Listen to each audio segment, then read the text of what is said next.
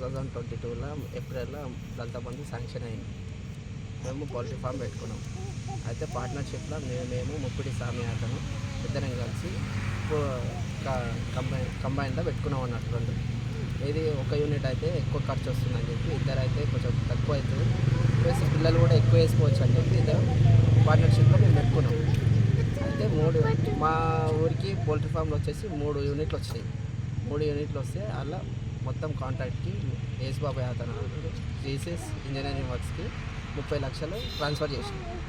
30 లక్షలు ట్రాన్స్ఫర్ చేస్తే అది ట్రాన్స్ఫర్ చేసిన తర్వాత 2 కోళ్ళ ఫారంలో వేసారు. అయితే పెద్దది కూడా ఒకటి వేసారు.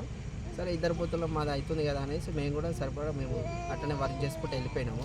కొన్ని రోజుల తర్వాత ఒక 2 డేస్ తర్వాత సర్పంచ్ ఉండి 2 యూనిట్లు వస్తున్నాయి, ఇంకో యూనిట్ వాళ్ళు పెట్టుకోవట్లేరు అని చెప్పి సర్పంచ్ అకౌంట్కి 7 లక్షలు ఒకసారి 4,20,000 ఒకసారి ట్రాన్స్ఫర్ చేయించుకున్నాం. ఆ విషయం మాకు తెలియకుండా ముప్పిడి స్వామి సామ తిరుమల రెడ్డి సర్పంచ్ ఇద్దరు కలిసి చేపించారు.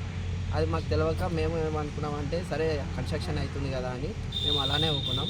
లాస్ట్కి పిల్లలు కూడా వేసిన తర్వాత అవి వెళ్ళిపోయినాక మేము వెళ్ళి డబ్బులు అడిగితే అసలు మీ మనీ నా దాంట్లో అకౌంట్లోనే పడలేదని ముప్పిడి స్వామి అన్నాడు.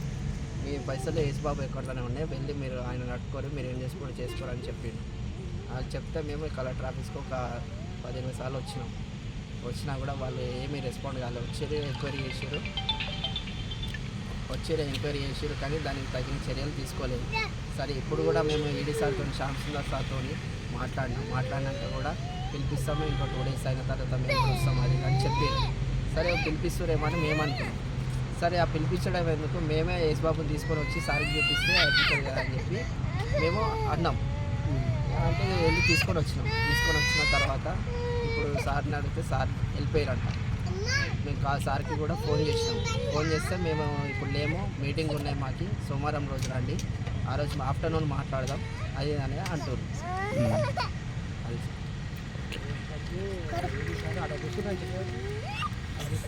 అదే దీనికి ఇప్పుడు సుకన్య పేరు మీద నుంచి 7 లక్షలు ఒకసారి 4 లక్షలు ఒకసారి ట్రాన్స్ఫర్ చేశారు కదా, ఆ 7 లక్షలకి ఫేక్ బిల్స్ కూడా సృష్టిస్తామని చెప్పి సర్పంచ్, ఇంకో మన అధికారి ప్లస్ యేసుబాబు వీళ్ళు ముగ్గురు వాళ్ళు కూర్చొని ఉండగా మేము పట్టుకున్నాం. అడిగితే ఏమంటున్నారంటే సోమవారం రండి పరిష్కరిస్తాము.